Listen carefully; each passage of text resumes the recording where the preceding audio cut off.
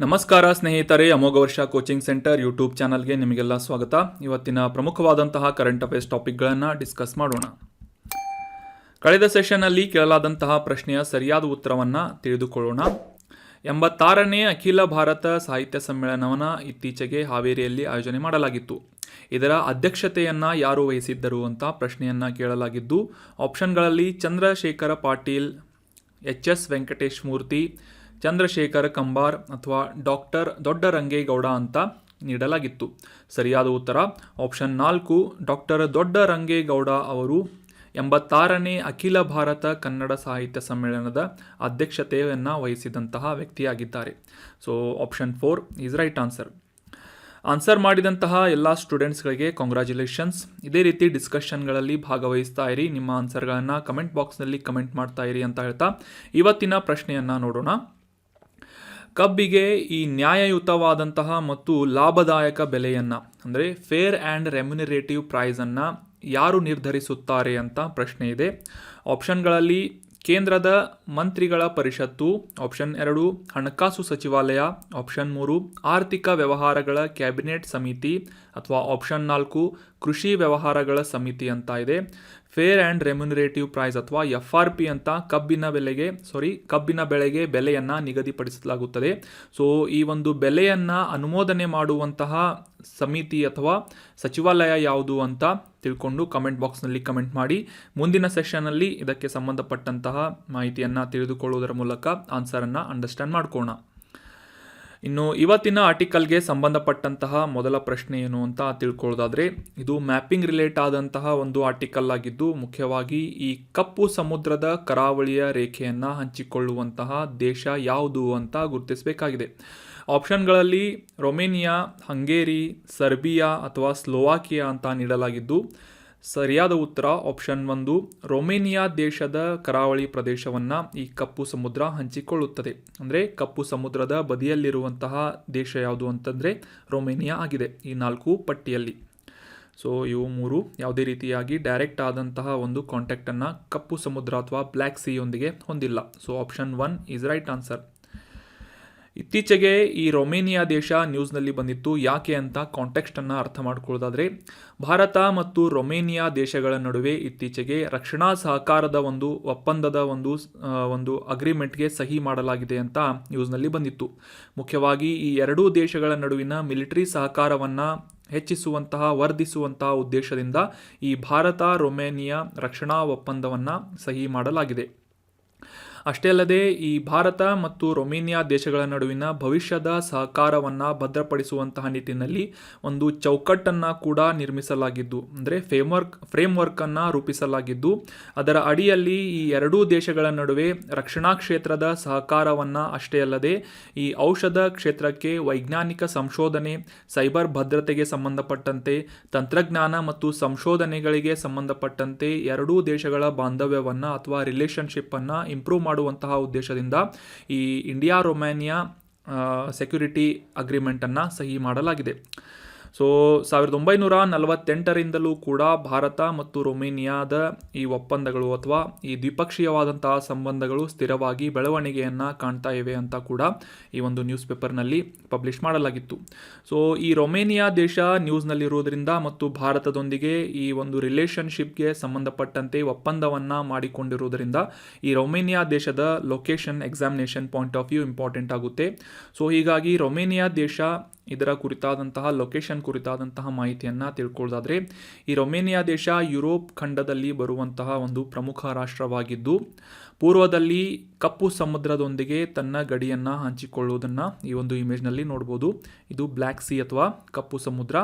ಅದೇ ರೀತಿಯಾಗಿ ಈಶಾನ್ಯದಲ್ಲಿ ಮಾಲ್ಡೋವಾ, ಉತ್ತರದಲ್ಲಿ ಯುಕ್ರೇನ್, ಪಶ್ಚಿಮದಲ್ಲಿ ಹಂಗರಿ, ದಕ್ಷಿಣದಲ್ಲಿ ಸರ್ಬಿಯಾ ಮತ್ತು ಬಲ್ಗೇರಿಯಾ ದೇಶಗಳೊಂದಿಗೆ ಈ ರೊಮೇನಿಯಾ ದೇಶ ಗಡಿಯನ್ನು ಹಂಚಿಕೊಳ್ಳುವುದನ್ನು ನೀವು ಕ್ಲಿಯರ್ ಆಗಿ ಅಂಡರ್ಸ್ಟ್ಯಾಂಡ್ ಮಾಡ್ಕೋಬೋದು. ಅಷ್ಟೇ ಅಲ್ಲದೆ ಈ ರೊಮೇನಿಯಾ ದೇಶದ ರಾಜಧಾನಿ ಯಾವುದು ಅಂತಂದರೆ ಬುಚಾರೆಸ್ಟ್ ಅನ್ನುವ ಒಂದು ನಗರ ಈ ರೊಮೇನಿಯಾ ದೇಶದ ರಾಜಧಾನಿಯಾಗಿ ಗುರುತಿಸಿಕೊಳ್ಳುತ್ತದೆ. ಇನ್ನು ಈ ಕಪ್ಪು ಸಮುದ್ರ ಈ ಒಂದು ಆರ್ಟಿಕಲ್ನಲ್ಲಿ ಡಿಸ್ಕಸ್ ಮಾಡಲಾದ ಹಾಗೆ ಕಪ್ಪು ಸಮುದ್ರವನ್ನು ಸುತ್ತುವರಿದಂತಹ ಅದರ ಗಡಿಯನ್ನು, ಕರಾವಳಿ ಗಡಿಯನ್ನು ಹಂಚಿಕೊಳ್ಳುವಂತಹ ದೇಶಗಳನ್ನು ಕೂಡ examination point of view important ಆಗಿರುವುದರಿಂದ ಇದರ ಸುತ್ತಮುತ್ತಲಿನ ರಾಷ್ಟ್ರಗಳನ್ನು ಕೂಡ ತಿಳಿದುಕೊಳ್ಳೋಣ. ಯುರೋಪ್ ಖಂಡದಲ್ಲಿರುವಂತಹ ಈ ಭೂವೇಷ್ಟಿತವಾದಂತಹ ಕಪ್ಪು ಸಮುದ್ರದ ಉತ್ತರ ಭಾಗದಲ್ಲಿ ಯುಕ್ರೇನ್, ಈಶಾನ್ಯ ಭಾಗದಲ್ಲಿ ರಷ್ಯಾ, ಪೂರ್ವ ಭಾಗದಲ್ಲಿ ಜಾರ್ಜಿಯಾ, ದಕ್ಷಿಣದಲ್ಲಿ ಟರ್ಕಿ, ಪಶ್ಚಿಮದಲ್ಲಿ ಬಲ್ಗೇರಿಯಾ, ರೊಮೇನಿಯಾ ರಾಷ್ಟ್ರಗಳನ್ನು ಈ ಕಪ್ಪು ಸಮುದ್ರ ಕರಾವಳಿಯನ್ನು ಹಂಚಿಕೊಳ್ಳುವುದನ್ನು ನೀವು ಅಂಡರ್ಸ್ಟ್ಯಾಂಡ್ ಮಾಡ್ಕೋಬಹುದು. ಸೊ ನೆನ್ಪಿಟ್ಕೊಳ್ಳಿ, Ukraine, Russia, Georgia, Turkey, Bulgaria, Romania ಈ ರೀತಿಯಾದಂತಹ ಪ್ರಮುಖವಾದಂತಹ ಯುರೋಪಿನ ರಾಷ್ಟ್ರಗಳನ್ನು ಈ ಒಂದು ಬ್ಲ್ಯಾಕ್ ಸಿಯನ್ನು ಸುತ್ತುವರೆದುವುದನ್ನು ನಾವು ಕಾಣಬಹುದಾಗಿದೆ. ಸೊ ಈ ಒಂದು ರಾಷ್ಟ್ರಗಳನ್ನು ನ್ಯೂಮಾನಿಕ್ಸ್ ಆಗಿ ರೂಪಿಸಿ ಒಂದು ಶಾರ್ಟ್ಕಟ್ ಆಗಿ ಒಂದು ವರ್ಡನ್ನು, ನ್ಯೂಮಾನಿಕ್ಸನ್ನು ಕಮೆಂಟ್ ಬಾಕ್ಸ್ನಲ್ಲಿ ಕಮೆಂಟ್ ಮಾಡಿ. ಅಂದರೆ ನಿಮಗೆ ಈ ಒಂದು ಬ್ಲ್ಯಾಕ್ ಸಿಯನ್ನು ಅಥವಾ ಈ ಕಪ್ಪು ಸಮುದ್ರವನ್ನು ಸುತ್ತುವರೆದಂತಹ ರಾಷ್ಟ್ರಗಳನ್ನು ಸಿಂಪಲ್ ಆಗಿ ನೆನಪಿಟ್ಕೊಳ್ಳೋಕ್ಕೆ ಅನುಕೂಲ ಆಗುತ್ತೆ. ಸೊ ಹೀಗಾಗಿ ಈ ನ್ಯೂಮಾನಿಕ್ಸನ್ನು ರೂಪಿಸಿ ಕಮೆಂಟ್ ಬಾಕ್ಸ್ನಲ್ಲಿ ಕಮೆಂಟ್ ಮಾಡಿ. ಸೊ ನಿಮಗೆ ಇದು ಹೋಮ್ವರ್ಕ್ ಆಗಿದೆ. ಇನ್ನು ಮುಂದಿನ ಆರ್ಟಿಕಲ್ಗೆ ಸಂಬಂಧಪಟ್ಟಂತಹ ಪ್ರಶ್ನೆಯನ್ನು ನೋಡೋದಾದರೆ, ಈ ಕೆಳಗಿನ ಯಾವ ಅಕ್ಷಾಂಶ ರೇಖೆಯು ದಕ್ಷಿಣ ಕೊರಿಯಾ ಮತ್ತು ಉತ್ತರ ಕೊರಿಯಾ ರಾಷ್ಟ್ರಗಳನ್ನು ಪ್ರತ್ಯೇಕಿಸುತ್ತದೆ ಅಂತ ಪ್ರಶ್ನೆ ಇದೆ. ಆಪ್ಷನ್ 1 35 ಡಿಗ್ರಿ ಸಮಾನಾಂತರ ರೇಖೆ, ಆಪ್ಷನ್ 2 32 ಡಿಗ್ರಿ ಸಮಾನಾಂತರ ಅಕ್ಷಾಂಶ ರೇಖೆ, ಆಪ್ಷನ್ 3 34 ಡಿಗ್ರಿ ಸಮಾನಾಂತರ ಅಕ್ಷಾಂಶ ರೇಖೆ ಅಥವಾ 38 ಡಿಗ್ರಿ ಸಮಾನಾಂತರ ಅಕ್ಷಾಂಶ ರೇಖೆ ಅಂತ ಆಪ್ಷನ್ಗಳಲ್ಲಿ ನೀಡಲಾಗಿದೆ. ಸೊ ಸರಿಯಾದ ಉತ್ತರ ಆಪ್ಷನ್ 4 38 ಡಿಗ್ರಿ ಸಮಾನಾಂತರ ಅಕ್ಷಾಂಶ ರೇಖೆ ಅಥವಾ 38 ಪ್ಯಾರಲಲ್ ಅಂತ ಇದನ್ನು ಗುರುತಿಸಲಾಗುತ್ತೆ. ಸೊ ಈ ಒಂದು ಅಕ್ಷಾಂಶದ ರೇಖೆ ಏನಿದೆ ದಕ್ಷಿಣ ಕೊರಿಯಾ ಮತ್ತು ಉತ್ತರ ಕೊರಿಯಾ ರಾಷ್ಟ್ರಗಳನ್ನು ಪ್ರತ್ಯೇಕಿಸುವಂತಹ ಒಂದು ಲೈನ್ ಆಗಿದೆ ಅಥವಾ ಗಡಿ ಲೈನ್ ಆಗಿದೆ. So option 4 38 degree parallel is right answer. ರೀಸೆಂಟಾಗಿ ಈ ಕೊರಿಯನ್ ಯುದ್ಧಕ್ಕೆ ಸಂಬಂಧಪಟ್ಟಂತೆ ನ್ಯೂಸ್ನಲ್ಲಿ ಬಂದಿತ್ತು. ಏನಂತ ತಿಳ್ಕೊಳ್ಳೋದಾದರೆ 2023 ವರ್ಷದಲ್ಲಿ ಭಾರತ ಈ G20 ಅಧ್ಯಕ್ಷತೆಯನ್ನು ವಹಿಸಿರುವುದರಿಂದ ಈ ಕೊರಿಯನ್ ಯುದ್ಧಗಳನ್ನು ತಡೆಯುವಂತಹ ನಿಟ್ಟಿನಲ್ಲಿ 7 ದಶಕಗಳ ಹಿಂದೆ ಅಂದರೆ 70 ವರ್ಷಗಳ ಹಿಂದೆ ಭಾರತ ಮಾಡಿದಂತಹ ರಾಜತಾಂತ್ರಿಕ ಒಂದು ಪಾತ್ರವನ್ನು ನೆನಪಿಸಿಕೊಳ್ಳಲಾಯಿತು ಈ ಒಂದು ಸಂದರ್ಭದಲ್ಲಿ ಅಂತ ನ್ಯೂಸ್ನಲ್ಲಿ ಬಂದಿತ್ತು. ಸೊ ಹೀಗಾಗಿ ಈ ಕೊರಿಯನ್ ಯುದ್ಧದಲ್ಲಿ ಯುದ್ಧವನ್ನು ತಪ್ಪಿಸುವುದರಲ್ಲಿ ಭಾರತ ಯಾವ ರೀತಿಯಾಗಿ ಪಾತ್ರವನ್ನು ವಹಿಸಿದೆ ಅಂತ ಈ ಒಂದು ಆರ್ಟಿಕಲ್ನಲ್ಲಿ ಸಿಂಪಲ್ ಆಗಿ ಅಂಡರ್ಸ್ಟ್ಯಾಂಡ್ ಮಾಡ್ಕೊಳ್ಳೋಣ. ಮುಖ್ಯವಾಗಿ ಈ 7 ದಶಕಗಳ ಹಿಂದೆ ಅಂದರೆ ಎರಡನೇ ಮಹಾಯುದ್ಧದ ನಂತರ 1950 ಅಥವಾ 52ನೇ ಇಸವಿಯಲ್ಲಿ ಈ ಕೊರಿಯನ್ ಅಂದರೆ ದಕ್ಷಿಣ ಕೊರಿಯಾ ಮತ್ತು ಉತ್ತರ ಕೊರಿಯಾದ ರಾಷ್ಟ್ರಗಳ ನಡುವೆ ಒಂದು ಪ್ರಮುಖವಾದಂತಹ ಮತ್ತು ಭೀಕರವಾದಂತಹ ಯುದ್ಧ ಏರ್ಪಾಡಾಗುವಂತಹ ಸಂದರ್ಭ ಏರ್ಪಟ್ಟಿತ್ತು. ಸೊ ಹೀಗಾಗಿ ಆ ಒಂದು ಸಂದರ್ಭದಲ್ಲಿ ಜಗತ್ತಿನ ಇತರ ರಾಷ್ಟ್ರಗಳು ಕೂಡ, ಅದರಲ್ಲೂ ಮುಖ್ಯವಾಗಿ USSR ಮತ್ತು ಈ ಯುನೈಟೆಡ್ ಸ್ಟೇಟ್ಸ್ ಆಫ್ ಅಮೆರಿಕಾ ಈ ರೀತಿಯಾದಂತಹ ಪ್ರಬಲ ರಾಷ್ಟ್ರಗಳು ಈ ಒಂದು ದಕ್ಷಿಣ ಕೊರಿಯಾ ಮತ್ತು ಉತ್ತರ ಕೊರಿಯಾದ ನಡುವಿನ ಯುದ್ಧದಲ್ಲಿ ಭಾಗವಹಿಸುವಂತಹ ಮತ್ತು ಯುದ್ಧವನ್ನು ಉತ್ತೇಜಿಸುವಂತಹ ನಿಟ್ಟಿನಲ್ಲಿ ಕೆಲಸವನ್ನು ಮಾಡ್ತಾ ಇದ್ವು. ಆದರೆ ಆ ಒಂದು ಸಂದರ್ಭದಲ್ಲಿ ಲೀಡರ್ಶಿಪ್ ರೋಲನ್ನು ಪ್ಲೇ ಮಾಡಿದಂತಹ ಭಾರತ ಈ ನೆಹರು ಅವರ ಒಂದು ಅಧ್ಯಕ್ಷತೆಯಲ್ಲಿ ಪ್ರಾರಂಭವಾದಂತಹ ಈ ಅಲಿಪ್ತ ನೀತಿ ಅಂದರೆ ನಾನ್ ಅಲೈನ್ಡ್ ಮೂವ್ಮೆಂಟ್ ಇದರ ಒಂದು ಭಾಗವಾಗಿ ಈ ಕೊರಿಯನ್ ಯುದ್ಧವನ್ನು ಸ್ಟಾಪ್ ಮಾಡುವುದರಲ್ಲಿ ಅಥವಾ ನಿಲ್ಲಿಸುವುದರಲ್ಲಿ ಪ್ರಮುಖವಾದಂತಹ ಪಾತ್ರವನ್ನು ವಹಿಸ್ತಾರೆ. ಆ ಒಂದು ಸಂದರ್ಭದಲ್ಲಿ ಭಾಗಶಃವಾಗಿ ಭಾರತ ಈ ಒಂದು ಕೊರಿಯನ್ ಯುದ್ಧವನ್ನು ನಿಲ್ಲಿಸುವುದರಲ್ಲಿ ಭಾಗಶಃ ಯಶಸ್ವಿಯಾದರೂ ಕೂಡ ಯಾವುದೇ ರೀತಿಯಾದಂತಹ ಒಂದು ಒಪ್ಪಂದಕ್ಕೆ ಬರದೆ ಈ ಒಂದು ಯುದ್ಧವನ್ನು ನಿಲ್ಲಿಸುವುದರಲ್ಲಿ ಪ್ರಮುಖವಾದಂತಹ ಪಾತ್ರವನ್ನು ಭಾರತ ವಹಿಸುತ್ತದೆ. ಸೊ ಈ ಎರಡೂ ದೇಶಗಳ ನಡುವೆ 1948ರಲ್ಲಿ ಅಂದರೆ ಉತ್ತರ ಕೊರಿಯಾ ಮತ್ತು ದಕ್ಷಿಣ ಕೊರಿಯಾದ ನಡುವೆ 1948ರಲ್ಲಿ 38ನೇ ಸಮಾನಾಂತರ ಅಕ್ಷಾಂಶದ ಉದ್ದಕ್ಕೂ ಕೂಡ ಒಂದು ವಿಭಜಿಸುವಂತಹ ಒಂದು ಗಡಿ ರೇಖೆಯಾಗಿ ನಿರ್ಮಿಸಲಾಗಿತ್ತು. ಸೊ ಇದು ರಿಪಬ್ಲಿಕ್ ಆಫ್ ಕೊರಿಯಾ ಅಂದರೆ ಈಗಿನ ದಕ್ಷಿಣ ಕೊರಿಯಾ ಮತ್ತು ಪೀಪಲ್ಸ್ ರಿಪಬ್ಲಿಕ್ ಆಫ್ ಕೊರಿಯಾ ಅಂದರೆ ಉತ್ತರ ಕೊರಿಯಾ ಈ ಎರಡು ರಾಷ್ಟ್ರಗಳ ನಡುವಿನ 38 ಡಿಗ್ರಿಯ ಸಮಾನಾಂತರ ಅಕ್ಷಾಂಶ ರೇಖೆಯನ್ನು ಗಡಿಯಾಗಿ ಗುರುತಿಸಲಾಗಿತ್ತು 1948ರಲ್ಲಿ. ಇನ್ನು ಈ ಕೊರಿಯನ್ ಯುದ್ಧಗಳನ್ನು ನಿಲ್ಲಿಸುವಲ್ಲಿ ಯಾವ ರೀತಿಯಾಗಿ ಭಾರತ ಪಾತ್ರವಹಿಸಿದೆ ಅಂತ ಡೀಟೇಲ್ ಆಗಿ ಅಂಡರ್ಸ್ಟ್ಯಾಂಡ್ ಮಾಡ್ಕೊಳ್ಳೋದಾದರೆ 1950ರಲ್ಲಿ ಆಗಿನ ಭಾರತದ ಪ್ರಧಾನಮಂತ್ರಿಯಾದಂತಹ ಜವಾಹರ್ಲಾಲ್ ನೆಹರು ಅವರು ಈ ಎರಡೂ ರಾಷ್ಟ್ರಗಳ ನಡುವೆ ನಡೀತಾ ಇರುವಂತಹ ಯುದ್ಧದಲ್ಲಿ ಸಾಕಷ್ಟು ಹೊರಗಿನ ದೊಡ್ಡ ಪ್ರಬಲ ರಾಷ್ಟ್ರಗಳು ಕೂಡ ಭಾಗವಹಿಸುತ್ತಿರುವುದನ್ನು ಗಮನಿಸಿ ಮೂರನೇ ವಿಶ್ವ ಯುದ್ಧ ಆಗುವಂತಹ ಸಂದರ್ಭವನ್ನು ಏರ್ಪಾಡಾಗುವಂತಹ ಸಂದರ್ಭವನ್ನು ತಪ್ಪಿಸುವುದಷ್ಟೇ ಅಲ್ಲದೆ ಅಂತಾರಾಷ್ಟ್ರೀಯ ಮಟ್ಟದಲ್ಲಿ ರಾಜತಾಂತ್ರಿಕ ಒತ್ತಡವನ್ನು ನೀಡುವುದರಲ್ಲಿ ಮತ್ತು 1953ರಲ್ಲಿ ಈ ಕೊರಿಯನ್ ಯುದ್ಧಗಳಲ್ಲಿ ಭಾಗವಹಿಸಲು ಸಾಕಷ್ಟು ಇಂಟ್ರೆಸ್ಟನ್ನು ತೋರಿದಂತಹ United Nation Command, Korean People's Army, Chinese People's Volunteer Army ನಡುವಿನ ಒಂದು ಕೊರಿಯನ್ ಕದನ ವಿರಾಮವನ್ನು ಒಪ್ಪಂದದ ಮೂಲಕ ಸಹಿ ಹಾಕುವಂತೆ ಮಾಡಲು ರಾಜತಾಂತ್ರಿಕ ಒತ್ತಡವನ್ನು ಹೇರಿದಂತಹ ವ್ಯಕ್ತಿ ಜವಾಹರ್ಲಾಲ್ ನೆಹರು ಆಗಿದ್ದಾರೆ. ಸೊ ಹೀಗಾಗಿ 70 ವರ್ಷಗಳ ಹಿಂದೆ ಈ ರೀತಿಯಾದಂತಹ ಅಂತಾರಾಷ್ಟ್ರೀಯ ಮಟ್ಟದಲ್ಲಿ ಭಾರತ ವಹಿಸಿದಂತಹ ಒಂದು ಲೀಡರ್ಶಿಪ್ ರೋಲ್ ಅಥವಾ ನೇತೃತ್ವದ ಒಂದು ರೋಲನ್ನು ಸ್ಮರಿಸುವಂತಹ ಒಂದು ರೀಸೆಂಟಾಗಿ ಈ G20 ಅಧ್ಯಕ್ಷತೆಯನ್ನು ವಹಿಸಿದಂತಹ ಭಾರತದಿಂದ ಈ ಒಂದು ಸ್ಮರಣೆಯನ್ನು ಮಾಡಲಾಗಿತ್ತು. ಸೊ ಅಷ್ಟೇ ಅಲ್ಲದೆ ಈ ಒಂದು ಎರಡೂ ರಾಷ್ಟ್ರಗಳ ನಡುವೆ ಶಾಂತಿ ಒಪ್ಪಂದವಿಲ್ಲದೆ ಅಧಿಕೃತವಾಗಿ ಕದನ ವಿರಾಮವಾಗುವಂತೆ ನೋಡಿಕೊಳ್ಳುವುದರಲ್ಲಿ ಜವಾಹರ್ಲಾಲ್ ನೆಹರು ಅವರು ಕೂಡ ಮುಖ್ಯ ಪಾತ್ರವನ್ನು ವಹಿಸಿದ್ದರು. ಸೊ ಹೀಗಾಗಿ ಈ ಒಂದು ವಿಷಯವನ್ನು ರೀಸೆಂಟಾಗಿ ಸ್ಮರಿಸಲಾಗಿತ್ತು. ಸೊ ಈ ಉತ್ತರ ಮತ್ತು ದಕ್ಷಿಣ ಕೊರಿಯಾಕ್ಕೆ ಸಂಬಂಧಪಟ್ಟಂತಹ ನ್ಯೂಸ್ ಬಂದಿದ್ದರಿಂದ ಇದಕ್ಕೆ ಸಂಬಂಧಪಟ್ಟಂತಹ ಮ್ಯಾಪ್ ರಿಲೇಟೆಡ್ ಲೊಕೇಶನನ್ನು ಕೂಡ ಅಂಡರ್ಸ್ಟ್ಯಾಂಡ್ ಮಾಡ್ಕೋಣ. ಮುಖ್ಯವಾಗಿ ಪೂರ್ವ ಏಷ್ಯಾದಲ್ಲಿ ಕಂಡುಬರುವಂತಹ ಈ ಕೊರಿಯಾ ರಾಷ್ಟ್ರಗಳು ಉತ್ತರದಲ್ಲಿ ಉತ್ತರ ಕೊರಿಯಾ, ದಕ್ಷಿಣದಲ್ಲಿ ದಕ್ಷಿಣ ಕೊರಿಯಾ, ಈ ಎರಡೂ ರಾಷ್ಟ್ರಗಳನ್ನು ಪ್ರತ್ಯೇಕಿಸುವಂತಹ ಒಂದು ಗಡಿ ರೇಖೆ 38 ಡಿಗ್ರಿ ಉತ್ತರ ಅಕ್ಷಾಂಶ ಅಂತ ಗುರುತಿಸಿಕೊಳ್ಳುತ್ತದೆ. 38 ಪ್ಯಾರಲಲ್ ಲೈನ್ ಅಂತ ಕೂಡ ಇದನ್ನು ಗುರುತಿಸಲಾಗುತ್ತೆ. ಈ ಒಂದು ಇಮೇಜ್ನಲ್ಲಿ ನೋಡ್ಬೋದು ನೀವು ಯಾವ ರೀತಿಯಾಗಿ ಈ ಎರಡೂ ರಾಷ್ಟ್ರಗಳ ನಡುವೆ 38 ಡಿಗ್ರಿ ಉತ್ತರ ಅಕ್ಷಾಂಶದಲ್ಲಿ ಗಡಿ ರೇಖೆಯನ್ನು ನಿರ್ಧಾರ ಮಾಡಲಾಗಿದೆ ಅಂತ.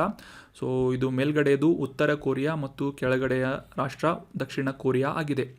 ಸೊ ಕಳೆದ 70 ವರ್ಷಗಳಲ್ಲಿ ಭಾರತದೊಂದಿಗೆ ಉತ್ತರ ಕೊರಿಯಾದೊಂದಿಗೆ ಅಷ್ಟೊಂದು ಉತ್ತಮವಾದಂತಹ ಬಾಂಧವ್ಯ ಇಲ್ಲದೆ ಹೋದರೂ ಕೂಡ, ಅಂದರೆ ಚೈನಾದಿಂದ ಪ್ರಭಾವಿತವಾದಂತಹ ಈ ಉತ್ತರ ಕೊರಿಯಾದೊಂದಿಗೆ ಅಷ್ಟೊಂದು ಪ್ರಬಲವಾದಂತಹ ಬಾಂಧವ್ಯ ಇಲ್ಲದೇ ಇದ್ದರೂ ಕೂಡ ದಕ್ಷಿಣ ಕೊರಿಯಾದೊಂದಿಗೆ ಉತ್ತಮವಾದಂತಹ ಒಂದು ರಿಲೇಷನನ್ನು ಭಾರತ ಹೊಂದಿದೆ. So that was about detailed information of Korean wars. ನೆನ್ಪಿಟ್ಕೊಳ್ಳಿ, 38 ಪ್ಯಾರಲಲ್ ಲೈನ್ ಪ್ರತ್ಯೇಕಿಸುವಂತಹ ರಾಷ್ಟ್ರಗಳು ಯಾವುವು ಅಂತಂತಂದರೆ ಉತ್ತರ ಕೊರಿಯಾ ಮತ್ತು ದಕ್ಷಿಣ ಕೊರಿಯಾ ಆಗಿದೆ. ಮುಂದಿನ ಆರ್ಟಿಕಲ್ಗೆ ಸಂಬಂಧಪಟ್ಟಂತಹ ಪ್ರಶ್ನೆಯನ್ನು ನೋಡೋದಾದರೆ, ಈ ಕೆಳಗಿನ ಯಾವ ಸಂಸ್ಥೆಯು ಇತ್ತೀಚೆಗೆ ಭಾರತದ ಮೊದಲ ಬಾರಿಗೆ ಮರುಬಳಕೆ ಮಾಡಬಹುದಾದಂತಹ ಲಾಂಚ್ ವೆಹಿಕಲನ್ನು ಅಥವಾ ಉಡಾವಣಾ ವಾಹನವನ್ನು ಪರೀಕ್ಷಿಸಿದೆ ಯಶಸ್ವಿಯಾಗಿ ಅಂತ ಪ್ರಶ್ನೆ ಇದೆ. ಆಪ್ಷನ್ಗಳಲ್ಲಿ DRDO, option 2 ISRO, option 3 IDRO, option 4 HAL ಅಂತ ಇದೆ. ಸರಿಯಾದ ಉತ್ತರ ಆಪ್ಷನ್ 2. ಭಾರತದ ಬಾಹ್ಯಾಕಾಶ ಸಂಶೋಧನಾ ಸಂಸ್ಥೆಯಾದಂತಹ ಇಸ್ರೋದಿಂದ ಈ ಪುನರ್ಬಳಕೆ ಮಾಡಬಹುದಾದಂತಹ ಉಡಾವಣಾ ವಾಹನ ಅಥವಾ ರೀಯೂಸೇಬಲ್ ಲಾಂಚ್ ವೆಹಿಕಲ್ ಈ ಒಂದು ಟೆಸ್ಟನ್ನು ಅಥವಾ ಪರೀಕ್ಷೆಯನ್ನು ಕಂಪ್ಲೀಟ್ ಮಾಡಲಾಯಿತು. ಸೊ ರೀಸೆಂಟಾಗಿ ಈ ಒಂದು ಕರ್ನಾಟಕದ ಚಳ್ಳಕೆರೆಯಲ್ಲಿ ಈ ಭಾರತದ ಬಾಹ್ಯಾಕಾಶ ಸಂಶೋಧನಾ ಸಂಸ್ಥೆಯಾದಂತಹ ಇಸ್ರೋದಿಂದ ಮರುಬಳಕೆ ಮಾಡಬಹುದಾದಂತಹ ಲಾಂಚ್ ವೆಹಿಕಲನ್ನು ಟೆಸ್ಟ್ ಮಾಡಲಾಯಿತು. ಪ್ರಾಯೋಗಿಕವಾಗಿ ಯಶಸ್ವಿಯಾಗಿ ಈ ಒಂದು ಎಕ್ಸ್ಪೆರಿಮೆಂಟನ್ನು ಕಂಡಕ್ಟ್ ಮಾಡಲಾಯಿತು ಅಂತ ನ್ಯೂಸ್ನಲ್ಲಿ ಬಂದಿತ್ತು. ಸೊ ಹೀಗಾಗಿ RLVTD ಅಂತಂದರೆ ರೀಯೂಸೇಬಲ್ ಲಾಂಚ್ ವೆಹಿಕಲ್ ಟೆಕ್ನಾಲಜಿ ಡೆಮಾನ್ಸ್ಟ್ರೇಷನ್ ಅಂತ ಇದರ ಫುಲ್ ಫಾರ್ಮ್ ಆಗಿದೆ, ನೆನ್ಪಿಟ್ಕೊಳ್ಳಿ. ಸೊ ಸುಮಾರು 4.5 ಕಿಲೋಮೀಟರ್ ಎತ್ತರದಲ್ಲಿ ಈ ಭಾರತೀಯ ವಾಯುಪಡೆಯ ಚಿನೂಕ್ ಅನ್ನುವ ಹೆಲಿಕಾಪ್ಟರ್ ಮೂಲಕ ಮೇಲೆತ್ತಲಾದಂತಹ ಈ ಒಂದು ಲಾಂಚ್ ವೆಹಿಕಲನ್ನು ಈ ಒಂದು ಇಮೇಜ್ನಲ್ಲಿ ಕೂಡ ನೋಡ್ಬೋದು. ಅದೇ ರೀತಿಯಾಗಿ ಈ ಒಂದು ವಿಡಿಯೋದಲ್ಲಿ ಕಾಣಬಹುದಾದಂತಹ 4.5 ಕಿಲೋಮೀಟರ್ ಎತ್ತರದಲ್ಲಿ ಚಿನೂಕ್ ಹೆಲಿಕಾಪ್ಟರ್ ಮೂಲಕ ಈ ಒಂದು ವಿಮಾನವನ್ನು ತೆಗೆದುಕೊಂಡು ಹೋಗಲಾಗಿತ್ತು ಮೇಲ್ಗಡೆ. ಸೊ ಅದೇ ರೀತಿಯಾಗಿ ಅಲ್ಲಿಂದ ಚಿನೂಕ್ ಹೆಲಿಕಾಪ್ಟರ್ನಿಂದ ಆ ಒಂದು ವಾಹನವನ್ನು ಅಥವಾ ಲಾಂಚ್ ವೆಹಿಕಲನ್ನು ರಿಲೀಸ್ ಮಾಡಿದ ನಂತರ ಅದು ಸೇಫಾಗಿ ಈ ಕರ್ನಾಟಕದ ಚಳ್ಳಕೆರೆಯಲ್ಲಿರುವಂತಹ ಈ ರನ್ವೇಯಲ್ಲಿ ಈಸಿಯಾಗಿ ಸೇಫಾಗಿ ಲ್ಯಾಂಡಿಂಗ್ ಆಯಿತು ಅಂತ ನಾವು ಈ ಒಂದು ವಿಡಿಯೋದಲ್ಲಿ ಕ್ಲಿಯರ್ ಆಗಿ ಅಂಡರ್ಸ್ಟ್ಯಾಂಡ್ ಮಾಡ್ಕೋಬೋದು. ಸೊ ಈ ರೀತಿಯಾದಂತಹ ಎಕ್ಸ್ಪೆರಿಮೆಂಟನ್ನು ಮೊದಲ ಬಾರಿಗೆ ಭಾರತದಲ್ಲಿ ಮಾಡಲಾಗಿದ್ದು, ಇದರಿಂದ ಸಾಕಷ್ಟು ಪ್ರಮಾಣದ ವೆಚ್ಚವನ್ನು, ಅಂದರೆ ಈ ಒಂದು ಸ್ಯಾಟಲೈಟ್ಗಳನ್ನು ಈ ಬಾಹ್ಯಾಕಾಶದಲ್ಲಿ ಬಿಡಲು ಬಳಸುವಂತಹ ಈ ಲಾಂಚ್ ವೆಹಿಕಲ್ಗಳಿಗೆ ಉಂಟಾಗ್ತಾ ಇದ್ದಂತಹ ವೆಚ್ಚದಲ್ಲಿ ಸಾಕಷ್ಟು ಪ್ರಮಾಣದ ವೆಚ್ಚವನ್ನು ಕಡಿಮೆ ಮಾಡುವುದರಲ್ಲಿ ಇದು ಸಹಕಾರಿಯಾಗಲಿದೆ ಅಂತ ನಿರೀಕ್ಷೆಯನ್ನು ಇಟ್ಟುಕೊಳ್ಳಲಾಗಿದೆ. ಸಾಮಾನ್ಯವಾಗಿ ಲಾಂಚ್ ವೆಹಿಕಲ್ಗಳು ಏನು ಮಾಡ್ತವೆ ಅಂತಂದರೆ, ರಾಕೆಟ್ ಮೂಲಕ ಉಡಾಯಿಸಲಾದಂತಹ ಲಾಂಚ್ ವೆಹಿಕಲ್ಗಳು ಬಾಹ್ಯಾಕಾಶದಲ್ಲಿ ಆ ಒಂದು ಸ್ಯಾಟಲೈಟನ್ನು ತೆಗೆದುಕೊಂಡು ಹೋಗಿ ರಿಲೀಸ್ ಮಾಡಿದ ನಂತರ ಆ ಲಾಂಚ್ ವೆಹಿಕಲ್ಗಳು ವೇಸ್ಟ್ ಆಗುತ್ತವೆ, ಅಥವಾ ಆ ಒಂದು ಈ ಭೂಮಿಯ ವಾತಾವರಣಕ್ಕೆ ಸೇರಿದ ನಂತರ ಅವು ಸುಟ್ಟು ಹೋಗಿ ಈ ಬೂದಿಯಾಗಿ ಅಥವಾ ವೇಸ್ಟ್ ಆಗಿ ಭೂಮಿಯ ಮೇಲೆ ಬೀಳುತ್ತವೆ, ಅಥವಾ ಸಮುದ್ರದಲ್ಲಿ ಇವುಗಳನ್ನು ಬೀಳಿಸಲಾಗುತ್ತದೆ, ಅಥವಾ ಬಾಹ್ಯಾಕಾಶದಲ್ಲಿ ತ್ಯಾಜ್ಯವಾಗಿ ಆ ಒಂದು ಬಾಹ್ಯಾಕಾಶದಲ್ಲಿ ಭೂಮಿಯ ಸುತ್ತುವಂತಹ ತ್ಯಾಜ್ಯವಾಗಿ ಈ ಲಾಂಚ್ ವೆಹಿಕಲ್ಗಳು ವೇಸ್ಟ್ ಆಗಿ ಬಿಡುತ್ತವೆ. ಸೊ ಹೀಗಾಗಿ ಕೋಟ್ಯಾನುಗಟ್ಟಲೆ ವೆಚ್ಚದ ಒಂದು ಲಾಂಚ್ ವೆಹಿಕಲ್ಗಳನ್ನು ಮತ್ತೊಮ್ಮೆ ರೂಪಿಸುವಂತಹ ಅವಕಾಶವನ್ನು ಈ ಒಂದು ರಿಯೂಸಬಲ್ ಲಾಂಚ್ ವೆಹಿಕಲ್ ಏನಿದೆ ಕಡಿಮೆ ಮಾಡಲಿದೆ. ಸೊ ಹೀಗಾಗಿ ಒಮ್ಮೆ ಉಪಯೋಗಿಸಿದಂತಹ ಈ ಒಂದು ಲಾಂಚ್ ವೆಹಿಕಲನ್ನು ಮತ್ತೊಮ್ಮೆ ಸ್ಯಾಟಲೈಟ್ಗಳನ್ನು ಅದರಲ್ಲಿ ಅಳವಡಿಸಿ ಮತ್ತೊಮ್ಮೆ ಈ ಸ್ಯಾಟಲೈಟ್ಗಳನ್ನು ಬಾಹ್ಯಾಕಾಶಕ್ಕೆ ತೆಗೆದುಕೊಂಡು ಹೋಗಬಹುದಾದಂತಹ ಒಂದು ವ್ಯವಸ್ಥೆಯನ್ನು ಈ ರಿಯೂಸಬಲ್ ಲಾಂಚ್ ವೆಹಿಕಲ್ ಮೂಲಕ ಮಾಡಲಾಗ್ತಾ ಇದೆ. ಸೊ ಇದು ಮುಖ್ಯವಾಗಿ ಈ ಒಂದು ಬಾಹ್ಯಾಕಾಶ ಸಂಶೋಧನೆಗೆ ಸಂಬಂಧಪಟ್ಟಂತೆ ವೆಚ್ಚಗಳನ್ನು ಕಡಿಮೆ ಮಾಡುವಂತಹ ನಿಟ್ಟಿನಲ್ಲಿ ಈ ಸಾಕಷ್ಟು ಮಹತ್ವದ ಒಂದು ಪಾತ್ರವಾಗಿದೆ. ಇಸ್ರೋದಿಂದ ಮಾಡಲಾದಂತಹ ಒಂದು ಮಹತ್ವದ ಹೆಜ್ಜೆಯಾಗಿದೆ ಅಂತ ನಾವು ಅಂಡರ್ಸ್ಟ್ಯಾಂಡ್ ಮಾಡ್ಕೋಬಹುದಾಗಿದೆ. ಇದಕ್ಕಿಂತ ಹಿಂದೆ 2016ನೇ ಇಸವಿಯಲ್ಲಿ ಶ್ರೀಹರಿಕೋಟಾದಿಂದ ಯಶಸ್ವಿಯಾಗಿ ಈ ರಿಯೂಸಬಲ್ ಲಾಂಚ್ ವೆಹಿಕಲ್ನ ಟೆಕ್ನಾಲಜಿಕಲ್ ಡೆಮಾನ್ಸ್ಟ್ರೇಷನ್ ಅನ್ನು ಮಾಡಲಾಗಿತ್ತು.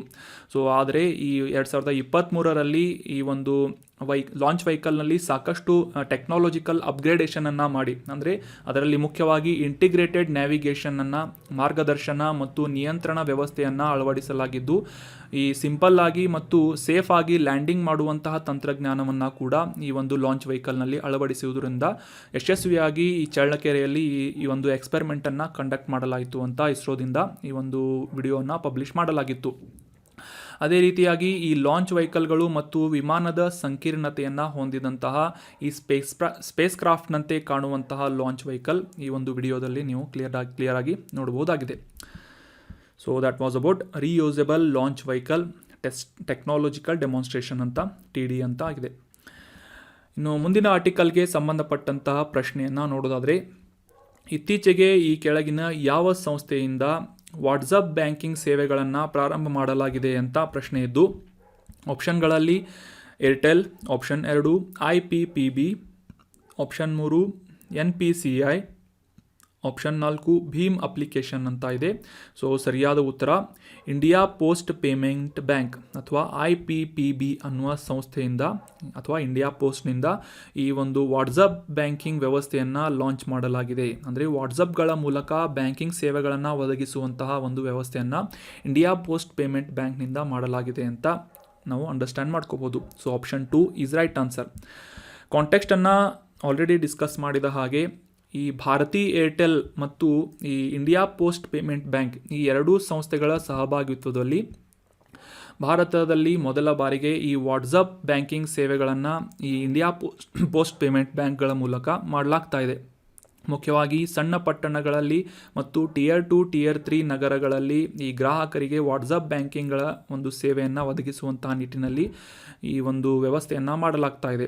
ಅಷ್ಟೇ ಅಲ್ಲದೆ ಅತಿ ಶೀಘ್ರದಲ್ಲಿ ಬಹುಭಾಷೆಯನ್ನು ಬೆಂಬಲಿಸುವಂತಹ ಈ ಒಂದು ಸೇವೆಯನ್ನು ಇನ್ಸ್ಟಾಲ್ ಮಾಡಲಾಗಲಿದೆ ಅಂತ ಈ ಒಂದು ಇನ್ಫಾರ್ಮೇಷನನ್ನು ಇಂಡಿಯಾ ಪೋಸ್ಟ್ ಪೇಮೆಂಟ್ಸ್ ಬ್ಯಾಂಕ್ನಿಂದ ಪಬ್ಲಿಷ್ ಮಾಡಲಾಗಿತ್ತು.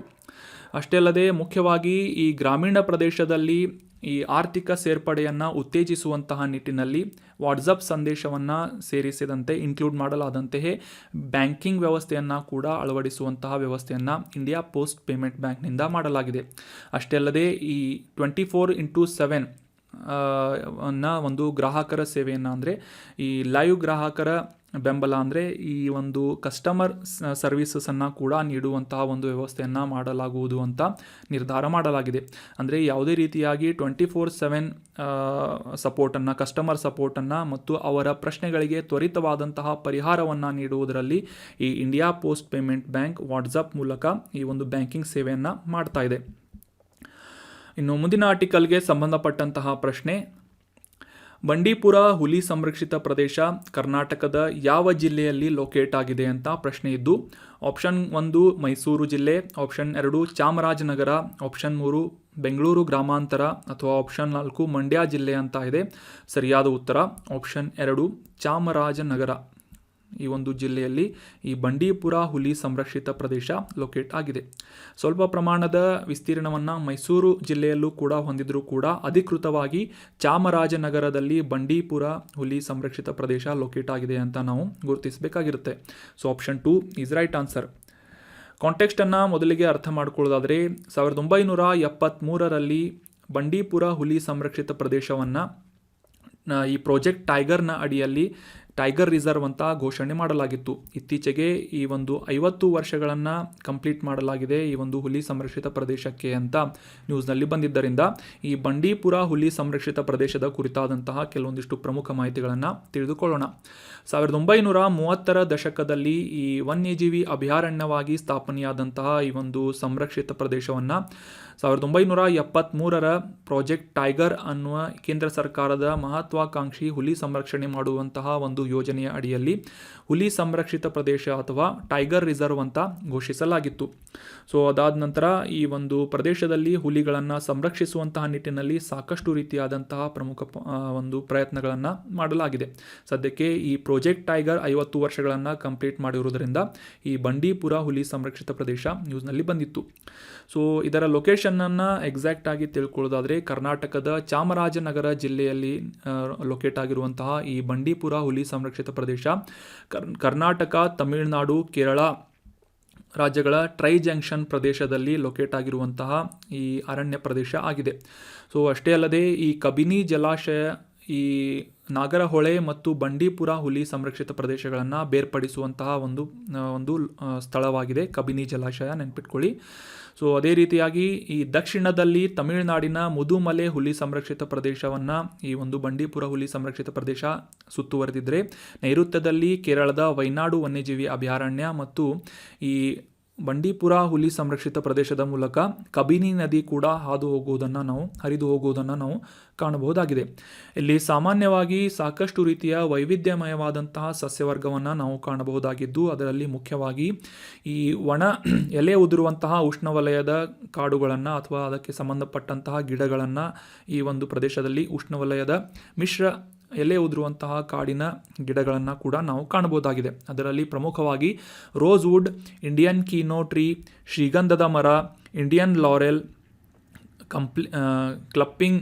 ಕ್ಲಂಪಿಂಗ್ ಬಿದಿರು ಮತ್ತು ದೈತ್ಯ ಕ್ಲಂಪಿಂಗ್ ಬಿದಿರುಗಳಂತಹ ಸಾಕಷ್ಟು ವೈವಿಧ್ಯಮಯವಾದಂತಹ ಗಿಡಗಳನ್ನು ಈ ಬಂಡೀಪುರ ಹುಲಿ ಸಂರಕ್ಷಿತ ಪ್ರದೇಶದಲ್ಲಿ ನಾವು ಕಾಣಬಹುದಾಗಿದ್ದು, ಇಲ್ಲಿ ಕಂಡುಬರುವಂತಹ ಈ ಏಷ್ಯಾದ ಅತಿ ಹೆಚ್ಚಾದಂತಹ ಒಂದು ಸಂಖ್ಯೆಯ ಏಷ್ಯನ್ ಆನೆಗಳನ್ನು ಹೊಂದಿರುವಂತಹ ಪ್ರದೇಶ ಈ ಬಂಡೀಪುರ ಹುಲಿ ಸಂರಕ್ಷಿತ ಪ್ರದೇಶವಾಗಿದೆ. ಅಷ್ಟೇ ಅಲ್ಲದೆ ಬಂಗಾಳ ಹುಲಿಗಳು, ಗೌರ್, ಸೋಮಾರಿ ಕರಡಿ ಅಥವಾ ಸ್ಲಾತ್ ಬೇರ್ ಅಂತ ಏನು ಕರಿತೇವೆ ಆ ರೀತಿಯ ಪ್ರಾಣಿ, ಚಿನ್ನದ ನರಿ, ಗೋಲ್ಡನ್ ಉಲ್ಫ್ ಅಂತ ಕರೆಯಲಾಗುತ್ತೆ, ಧೋಲೆ ಅನ್ನುವ ಈ ಒಂದು ಕಾಡು ನಾಯಿಯ ಜಾತಿಯ ಒಂದು ವಿಧದ ಪ್ರಾಣಿ, 4 ಕೊಂಬಿನ ಚಿಗರೆ, ಈ ರೀತಿಯಾದಂತಹ ಸಾಕಷ್ಟು ದೊಡ್ಡ ಸಸ್ತನಿಗಳ ಒಂದು ಸಂಖ್ಯೆಗಳನ್ನು ನಾವು ಬಂಡೀಪುರ ಹುಲಿ ಸಂರಕ್ಷಿತ ಪ್ರದೇಶದಲ್ಲಿ ಕಾಣಬಹುದಾಗಿದೆ.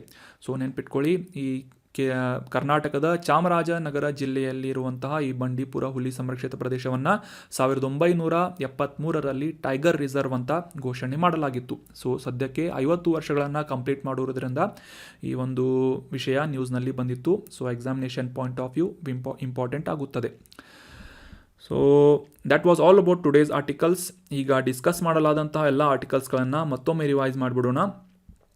ಮೊದಲನೇ ಆರ್ಟಿಕಲ್ನಲ್ಲಿ ಭಾರತ ಮತ್ತು ರೊಮೇನಿಯಾ ದೇಶಗಳ ನಡುವಿನ ರಕ್ಷಣಾ ಒಪ್ಪಂದವನ್ನು ಕೈಗೊಳ್ಳಲಾಗಿದೆ ಅಂತ ಈ ರೊಮೇನಿಯಾ ದೇಶದ ಲೊಕೇಶನನ್ನು ಡೀಟೇಲ್ ಆಗಿ ಅಂಡರ್ಸ್ಟ್ಯಾಂಡ್ ಮಾಡ್ಕೊಂಡ್ವಿ. ಅದೇ ರೀತಿಯಾಗಿ ಈ ರೊಮೇನಿಯಾ ದೇಶದ ಕರಾವಳಿಯನ್ನು ಹಂಚಿಕೊಳ್ಳುವಂತಹ ಈ ಕಪ್ಪು ಸಮುದ್ರ ಮತ್ತು ಅದರ ಸುತ್ತಮುತ್ತಲಿನ ರಾಷ್ಟ್ರಗಳ ಒಂದು ಲೊಕೇಶನನ್ನು ಕೂಡ ಅಂಡರ್ಸ್ಟ್ಯಾಂಡ್ ಮಾಡ್ಕೊಂಡ್ವಿ. ನಂತರದ ಆರ್ಟಿಕಲ್ನಲ್ಲಿ ಭಾರತ ಈ ಕೊರಿಯನ್ ಯುದ್ಧಗಳನ್ನು ನಿಲ್ಲಿಸುವಲ್ಲಿ 70 ವರ್ಷಗಳ ಹಿಂದೆ ಮಾಡಿದಂತಹ ಅಂತಾರಾಷ್ಟ್ರೀಯ ಮಟ್ಟದಲ್ಲಿ ಈ ಒಂದು ಲೀಡರ್ಶಿಪ್ ರೋಲನ್ನು ಕೈಗೊಂಡಿದ್ದರ ಡೀಟೇಲ್ ಆದಂಥ ಇನ್ಫಾರ್ಮೇಷನ್ಗಳನ್ನು ತಿಳ್ಕೊಂಡ್ವಿ. ನಂತರದ ಆರ್ಟಿಕಲ್ನಲ್ಲಿ ಈ ಒಂದು ಮರುಬಳಕೆ ಮಾಡಬಹುದಾದಂತಹ ಭಾರತದಲ್ಲಿ ಮೊದಲ ಬಾರಿಗೆ ಎಕ್ಸ್ಪೆರಿಮೆಂಟ್ ಮಾಡಲಾದಂತಹ reusable launch vehicle technological demonstration ಕುರಿತಾದಂತಹ ಮಾಹಿತಿಯನ್ನು ತಿಳ್ಕೊಂಡ್ವಿ. ನೆನ್ಪಿಟ್ಕೊಳ್ಳಿ, ಕರ್ನಾಟಕದ ಚಳ್ಳಕೆರೆಯಲ್ಲಿ ಇದನ್ನು ಇಸ್ರೋದಿಂದ ಎಕ್ಸ್ಪೆರಿಮೆಂಟ್ ಮಾಡಲಾಯಿತು ಅಂತ ಅನ್ನೋದು ಇಂಪಾರ್ಟೆಂಟ್ ಆಗಿರುತ್ತೆ ಎಕ್ಸಾಮಿನೇಷನ್ ಪಾಯಿಂಟ್ ಆಫ್ ವ್ಯೂ. ಅದಾದ ನಂತರ ಈ ಒಂದು ಇದರ ವಿಶೇಷತೆಗಳನ್ನು ಕೂಡ ತಿಳ್ಕೊಂಡ್ವಿ. ನಂತರ ಇಂಡಿಯಾ ಪೋಸ್ಟ್ ಪೇಮೆಂಟ್ ಬ್ಯಾಂಕ್ನಿಂದ ವಾಟ್ಸಪ್ ಬ್ಯಾಂಕಿಂಗ್ ಸೇವೆಗಳನ್ನು ಏರ್ಟೆಲ್ ಟೆಲಿಕಾಂ ಕಂಪನಿಯೊಂದಿಗೆ ಸಹಭಾಗಿತ್ವದೊಂದಿಗೆ ಪ್ರಾರಂಭ ಮಾಡಲಾಗಿದೆ ಅಂತ ಅಂಡರ್ಸ್ಟ್ಯಾಂಡ್ ಮಾಡ್ಕೊಂಡ್ವಿ. ನಂತರದ ಆರ್ಟಿಕಲ್ನಲ್ಲಿ ಕರ್ನಾಟಕದ ಬಂಡೀಪುರ ಹುಲಿ ಸಂರಕ್ಷಿತ ಪ್ರದೇಶದ ಕುರಿತಾದಂತಹ ವಿಶೇಷವಾದಂತಹ ಮಾಹಿತಿಗಳನ್ನು ಕೂಡ ರಿವೈಸ್ ಮಾಡಿದ್ವಿ. So that was all about today's articles. ಈ ಕಂಟೆಂಟನ್ನು ನಿಮ್ಮ ಎಲ್ಲ ಫ್ರೆಂಡ್ಸ್ ಮತ್ತು ಆಸ್ಪಿರೆಂಟ್ಸ್ಗಳ ಜೊತೆ ಶೇರ್ ಮಾಡಿ. Thank you so much for joining the discussion. Have a nice day.